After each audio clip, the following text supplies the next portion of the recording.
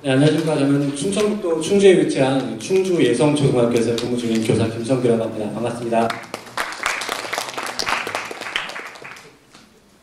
저희 충주 예성초등학교는 충주 시내에 위치해 있는 가장 작은 규모의 학교입니다. 한 10학급 정도 되는 학교인데요. 아이들이 정말 착하고요. 또 작년에는 충북형 혁신학교인 이 행복시앗학교에 선정이 되어서 많은 고민과 도전을 함께하고 있는 학교이기도 합니다. 저희 학교가 좀 소규모이다 보니까 학부모님들과의 소통이 참 많이 중요해요. 그래서 제가 2015년부터 쓰기 시작한 것이 클래스팅인데요. 클래스팅 2015년에는 클래스팅을 그냥 좀 적응해보는 단계였다면 2016년에는 본격적으로 좀 교육의 장에 끌어들이고 활용해보는 도약의 시기가 아니었나 싶습니다. 제가 작년에 6학년 친구들을 맡았는데요. 6학년에 시작하면서 좀 설정했던 목표가 한 가지 있었습니다. 1년 동안 충실하게 하자. 뭘 충실하게 하냐면 저희 주제통합 수업을 한번 충실하게 1년 동안 운영해보자고 생각을 했는데요. 주제통합 수업에 대해서는 아마 선생님들께서 더 잘 알고 계실 거라고 생각을 합니다. 각 교과로 분절되어 있는 내용들을 교육과정 재구성을 통해서 같이 좀 통합해서 아이들에게 가르치는 방식이죠. 특히나 한 담임이 여러 가지 교과를 가르쳐야 되는 초등의 경우에는 훨씬 더 많이 주목을 받고 있습니다.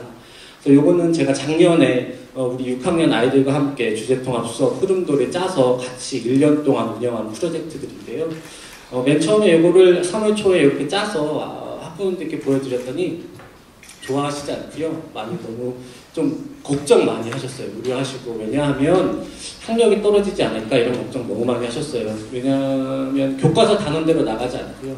또 문제풀이하는 그런 수업 아니고요. 그러다 보니까 좀 많이 걱정을 하셨고, 그래서 3월, 4월 지나면서 조금 삐그덕거리고 또 항의도 들어올 때도 있고 그랬었습니다. 그런데 2016년 6월에 저희가 요거를 진행하면서 2016년 6월에 변화를 맞이하게 됩니다. 2016년 6월에 어떻게 변화를 맞이했냐면 여기 초등학교 선생님들 아마 계실 텐데요. 6학년 사회 2단원에서 무엇을 배웠냐면 일제치하 민족의 고통과 독립운동에 대해서 공부를 합니다.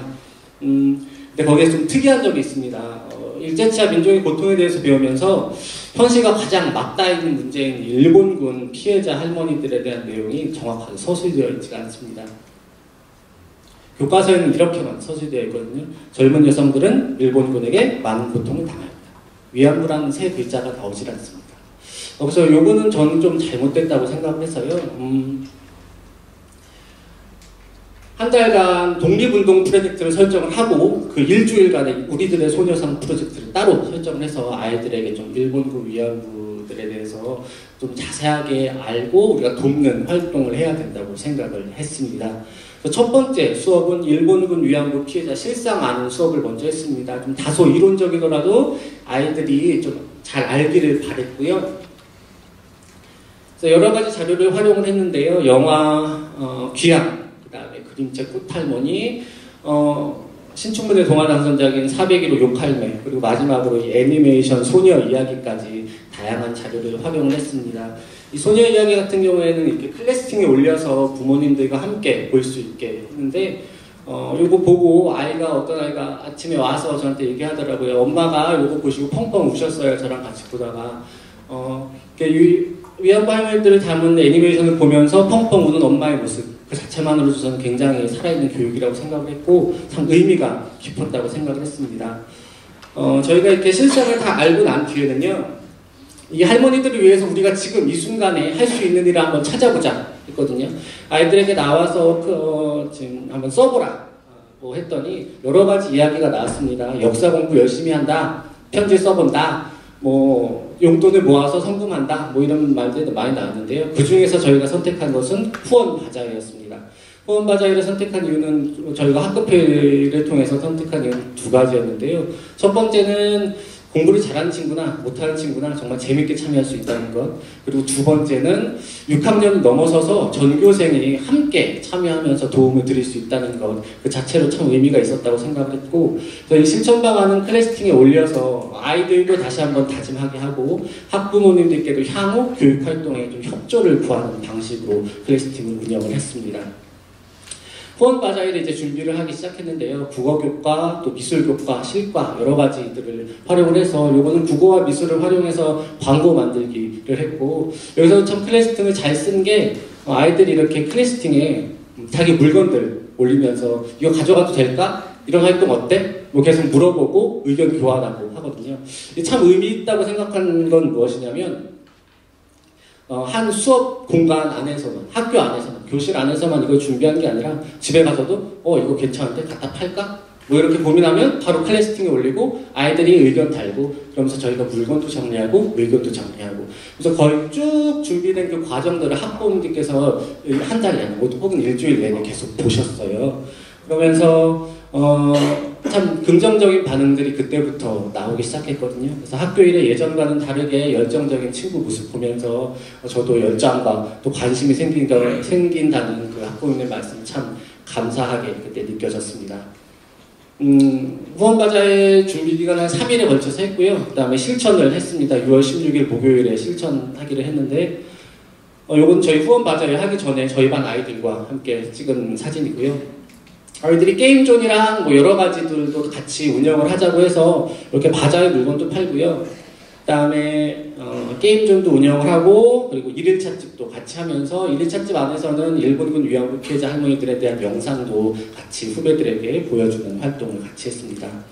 요거는 가장 저희 게임존 할 때 인기 있었던 건데 그냥 100원짜리 가져와서 가장 간단한 이렇게 휙 던져서 꽝 걸리면 그냥 100원 날아가는 거고요.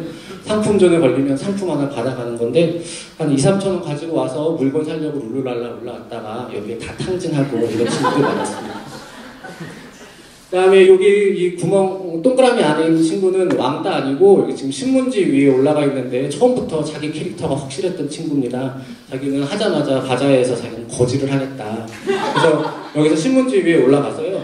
휴지 둘러매고 신문지 둘러싸고 어디서 철밥통 하나 구해와가지고요. 계속 후배들한테 한 푼만 달라고 100원, 200원 구해서 그 동전만으로 5만원을 모았다고 해도 대단한 친구.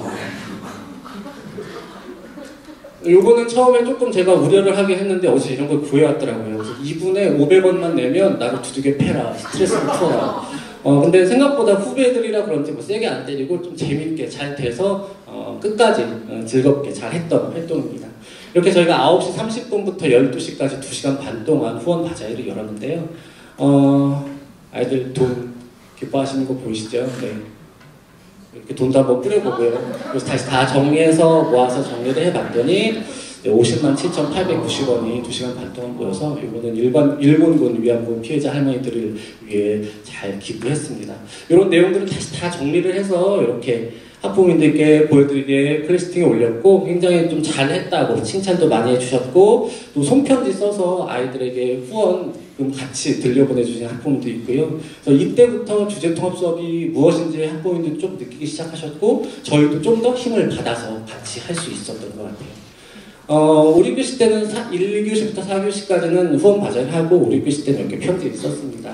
아이들이 좀 생생한 이야기 많이 나왔는데 보통 가늠하기가 정말 힘든 것 같은데 그 고통을 기억하겠다는 아이 그리고 참 돈 벌기가 어렵구나라는 걸 깨닫다는 아이도 이런 생생한 경험담을 많이 가지고 왔고 이런 편지들은 다 모아서 그 이튿날에 저희가 나눔의 집을 방문을 했습니다. 할머니들께서 경기도 광주에 살고 계시는데요. 저희가 학교가 혁신학교다 보니까 학급비가 총 한 100만원 정도 됩니다. 1년에 쓸 수 있는 게 올해는 200만원 정도가 책정이 되어 있는데 작년에는 여기에 버스를 대절을 해서 나눔의 집을 방문을 했습니다. 그래서 아이들과 함께 나눔의 집 가서 할머니들도 뵙고 그 다음에 저희가 쓴 편지도 읽고요. 옆에 있는 일본군 역사관에 방문을 해서 할머니들께서 어떻게 살아가셨는지 또 고통에 대해서 다시 한번 고민을 했습니다. 오전에는 나눔의 집 방문을 하고 오후에는 또 간단하게 서대문 형무소에 들러서 독립운동 프로젝트를 마무리를 지었습니다. 이렇게 견학하면서 클래스팅도 잘 활용하시죠. 요즘에 안전 하는데 학부모님들 이렇게 보내드리면 참 좋아하시고요. 특히나 이 견학 같은 경우에는 일회성 견학이 아니라 쭉 저희가 프로젝트를 이어오면서 마지막 정리 활동이자 하이라이트로 정리한 것이기 때문에 굉장히 반응이 좋았습니다. 그래서 김승우 선생님 짱이라고 존경한다고 이런 답글까지 달아주셨습니다. 네. 우리들의 손에선 프로젝트 그 이후에도 저희는 계속 이 기분 좋은 역할을 이어나갔는데요. 여러 가지 지역 일간지에 저희 수업 활동이 소개가 되면서 칭찬도 많이 받았고요. 또 저는 이런 단체가 있는 줄 몰랐는데 대한광복회 윤경로 회장이라는 분이 직접 교장실에 전화를 하셔서 정말 훌륭한 일을 했다고 칭찬을 하셨더라고요. 그래서 그거를 제가 듣고 아이들에게도 얘기하고 또 저희만 알기 아쉬우니까 클래스팅에 올리니까 또 학부모님들께서 이렇게 좋은 반응을 보여주셨습니다. 개인적으로도 이번 주제통합 수업을 좀 묵히기가 아쉬워서요. 제가 연구대에 같이 준비하면서 인성교육 실천 사례 같이 올렸는데요.